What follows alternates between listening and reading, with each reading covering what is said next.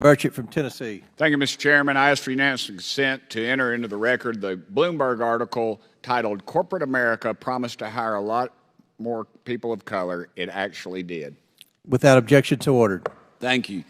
Attorney General Rokita, following George Floyd's death, there were many companies that made promises to hire and promote more black folks and others from underrepresented groups. Does that sound familiar? Yes, Congressman. Well, what do you think of those promises?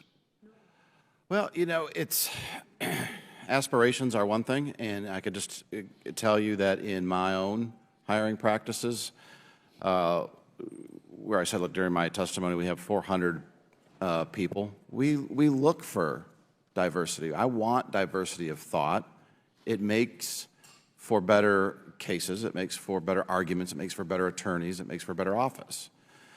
But I'm not going to do that by discriminating against another person. That is against the law. It's against Title VII, and it's short-sighted and ignorant.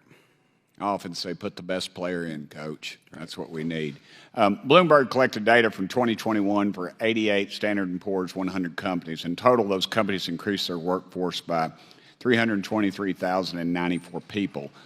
Of the 323,094 jobs, only 20,524, or 6%, went to white workers. The other 94% went to the people of color. Mr. Berry, Title VII of the Civil Rights Act prohibits discrimination based on race, color, or national origin. Is that correct? That's correct. Do you know what percentage of the U.S. is white, non-Hispanic? So the statistic that's been discussed today is approximately 59 or 60%. Okay, I had 57, but I'll go with that. How is it possible that these companies only hire 6% of white folks without using discriminatory hiring practices? My rough and ready statistical analysis would be that it is extremely implausible that that would be done without intentional discrimination. Okay, thank you. Ms. Wiley, in your written statement, you said that so-called war on woke is a danger to democracy and to all progress we have made as a society that has benefited us all. How does corporate America using discriminatory practices against white people benefit us all? Discrimination doesn't benefit anyone, ever. Okay. And the good news here is that's why corporations have been voluntarily taking steps to ensure that they're not discriminating. Okay. And that's what we want them to keep doing. Okay, thank you. Yes or no? You also say attacks against woke radicals are based in a desire to keep us back to the 1950s when black people were segregated. Is that? Yes. Okay. Attorney General Rokita, as someone who fights against unequal and discriminatory workplace practices, do you believe the critics of the DEI movement are radicals that want to bring us back to the 50s, or are they just upholding Title VII of the Civil Rights Act? Clearly, Congressman, they're upholding Title VII, they're upholding the rule of law, and they're keeping things fair for everyone. What about you, Mr. Berry? 100%. This was non-discrimination and colorblindness are baked into the statute, and that's exactly what we try to vindicate. Okay, and so how should the EEOC combat these corporate DEI programs?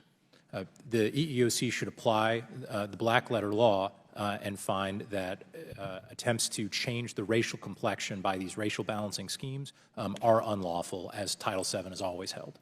Thank you. Mr. Chairman, I yield the rest of my time to Representative Greene.